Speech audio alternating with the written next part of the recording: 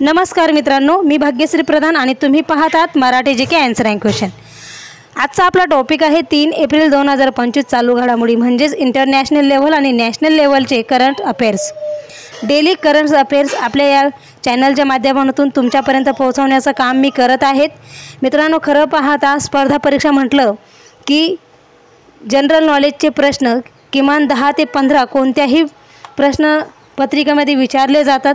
त्याच अनुषंगाने मी हे तुमच्या सर्वांसाठी घेऊन येत आहे डेली करंट अफेअर्स जी जनरल नॉलेज। चला तर सुरुवात करूया। सुरुवात करण्यापूर्वी तुम्ही जर आपल्या चॅनलवरती नवीन असाल तर आपल्या चॅनलला तुम्हाला विनंती आहे सबस्क्राइब नक्की करा, कारण रोज जे नवीन व्हिडिओ येत असतात डेली करंट अफेअर्सचे व्हिडिओ येत असतात ते तुमच्यापर्यंत त्याचं नोटिफिकेशन पोहोचेल। आणि व्हिडिओ आवडला तर व्हिडिओला लाईक आणि तुमच्या मित्रांना शेअर नक्की करा। प्रश्न पहिला आहे, महाराष्ट्र राज्य सरकारने राज्यातील किती लाखांपेक्षा जास्त लोकसंख्या असलेल्या शहरांमध्ये ई बाईक टॅक्सी सुरू करण्यात मान्यता दिली आहे? तर याचं बरोबर उत्तर आहे ऑप्शन क्रमांक 1। पुढचा प्रश्न आहे नंबर 2, कोणत्या राज्याच्या मंत्रिमंडळाने राज्यातील 1 लाखापेक्षा जास्त लोकसंख्या असलेल्या शहरांमध्ये ई बाईक टॅक्सी सेवा सुरू करण्यास परवानगी दिली आहे? तर याचं बरोबर उत्तर आहे ऑप्शन क्रमांक सी, महाराष्ट्र राज्याने। पुढचा प्रश्न आहे नंबर 3, महाराष्ट्र सरकारने शहरामध्ये ई बाईक टॅक्सी सेवा सुरू करण्याबाबत कोणाच्या अध्यक्षतेखाली समिती नेमली होती? तर याचं उत्तर आहे ऑप्शन क्रमांक बी, रमानाथ झा। पुढचा प्रश्न आहे नंबर 4, आयुष्यमान भारत मिशन महाराष्ट्र समितीचे अध्यक्ष कोण असणार आहे? तर याचं बरोबर उत्तर आहे ऑप्शन क्रमांक डी, ओम प्रकाश शेटे। पुढचा प्रश्न आहे नंबर 5, भारताची संरक्षण साहित्याची निर्यात चालू आर्थिक वर्षात किती कोटी रुपयावर पोहोचली आहे?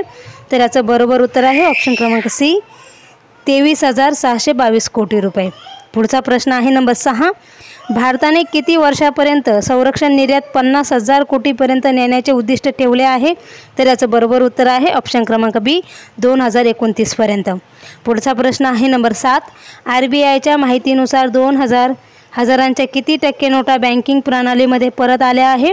तर याचं बरोबर उत्तर आहे ऑप्शन क्रमांक ए, 98.21%। पुढचा प्रश्न आहे नंबर 8, वंदना कटारियाने आंतरराष्ट्रीय सामन्यातून निवृत्ती जाहीर केली असून ती कोणत्या खेळाशी संबंधित आहे? तर याचं बरोबर उत्तर आहे ऑप्शन क्रमांक डी, हॉकी खेळाशी संबंधित आहे। पुढचा प्रश्न आहे नंबर 9, देशभरात 2024-25 या आर्थिक वर्षात सारखेच उत्पादन किती लाख टनावर गेले आहे? तर याचं बरोबर उत्तर आहे ऑप्शन क्रमांक बी, 247.61 लाख टन। पुढचा प्रश्न आहे नंबर 10, वंदना कटारियाने हॉकीमधून निवृत्ती जाहीर केली असून ती सर्वाधिक किती सामने खेळणारी भारतीय महिला हॉकीपटू ठरली आहे? तर याचं बरोबर उत्तर आहे ऑप्शन क्रमांक डी, 320। पुढचा प्रश्न आहे नंबर 11, वंदना कटारियाने हॉकीमधून निवृत्ती जाहीर केली असून तिने किती गोल नोंदवले आहे? तर याचं बरोबर उत्तर आहे ऑप्शन क्रमांक सी, 158। पुढचा प्रश्न आहे नंबर 12, महाराष्ट्र राज्य सहकारी बँकेच्या सरव्यवस्थापक म्हणून कोणी पदभार स्वीकारला आहे? तर याचं बरोबर उत्तर आहे ऑप्शन क्रमांक ए, सायली भोईरने। पुढचा प्रश्न आहे नंबर 13, राज्यात बुद्धिमत्ता उत्कृष्टता केंद्र स्थापन करण्यासाठी महाराष्ट्र शासनाने कोणाबरोबर करार केला आहे? तर याचं बरोबर उत्तर आहे ऑप्शन क्रमांक डी, मायक्रोसॉफ्ट। मित्रांनो, तुम्हाला एक महत्त्वपूर्ण माहिती सांगायची, आपल्या या चॅनलच्या माध्यमातून तुम्हाला नॉनस्टॉप जनरल नॉलेजचे प्रश्न आणि उत्तर सांगितले जाते। कोणत्याही प्रकारचा वेळ वाया न घालवता only 1 start to end general नॉलेजचे प्रश्न आणि उत्तर सांगितले जाते। त्यामुळे प्लीज करून विनंती आहे, आपल्या चॅनलला लाईक, शेअर आणि सबस्क्राईब नक्की करा। पुढचा प्रश्न आहे नंबर 14, चालू आर्थिक वर्षात देशात सर्वाधिक साखरेचे उत्पादन कोणत्या राज्यात झाले आहे? तर याचं उत्तर आहे ऑप्शन क्रमांक बी, उत्तर प्रदेश। पुढचा प्रश्न आहे नंबर 15, महाराष्ट्र शासनाद्वारे 2 ते 4 मे 2025 दरम्यान कोणत्या ठिकाणी पर्यटन महोत्सवाचे आयोजन करण्यात आले आहे? तर याचं बरोबर उत्तर आहे ऑप्शन क्रमांक ए, महाबळेश्वर। पुढचा प्रश्न आहे नंबर 16, महाराष्ट्र शासनाद्वारे कोणत्या कालावधी दरम्यान महाबळेश्वर पर्यटन महोत्सवाचे आयोजन करण्यात आले आहे? तर याचं बरोबर उत्तर आहे ऑप्शन क्रमांक 2 ते 4 मे 2025 रोजी। पुढचा प्रश्न आहे नंबर 17. मूडीजने 2025-26 या आर्थिक वर्षात भारताचा विकास दर किती टक्के राहण्याचा अंदाज व्यक्त केला आहे? तर याचं बरोबर उत्तर आहे ऑप्शन क्रमांक 6.5. पुढचा प्रश्न आहे नंबर 18. आशियाई हॉकी करंडक भारताचा कोणत्या राज्यात होणार आहे? तर याचं बरोबर उत्तर आहे ऑप्शन क्रमांक सी, बिहार.